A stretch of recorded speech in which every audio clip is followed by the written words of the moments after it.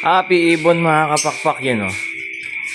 So, may mga bago tayong 2026, may mga bago tayong hybrid. Actually, hindi bago pero wow! Pasok natin kung ano natin. Yan. Only. Uy! Hybrid natin. Ipon. Only sa daan si Bunad kapakpak. Yun, no? Natin.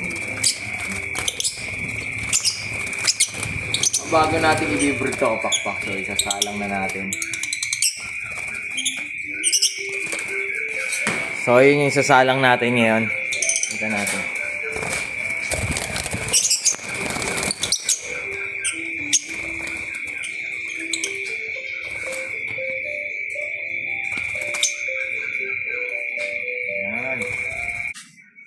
Yon. Oy. Ayun, haluin natin yung kape natin. Wow. Siyempre, coffee is life, kapakpak. Again, ayun kapakpak, nakita mo yung mga i-breed natin. This 2026, so, mga perso siyang malulupit.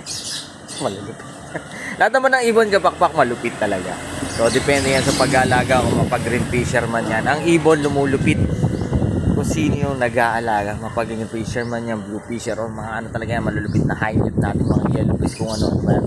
Ang ibon lumulupit dahil doon sa nag-aalaga. So, depende pa rin yung pagmamahal na binibigay natin. Ang sarap naman ng kape natin. So, sa pagmamahal niya. Kaya syempre, located po tayo sa 37 Consuelo Street, Marulas, Valenzuela City. Pwede kayo dumapo dito from Monday to Saturday, 8 a.m. hanggang 8 p.m. ng gabi. Kung first time nyo kami napanood dito sa Facebook, YouTube, or TikTok man, this is Sir Guyanan. Only sa Dance Bunan, kwento ang ibon at kung ano na ba. Yun na. So, God bless sa lahat. Bakbak, pinakita ko lang. Pinalex lang ng Dance Bunan. God bless sa lahat. Bye-bye. Yun, no?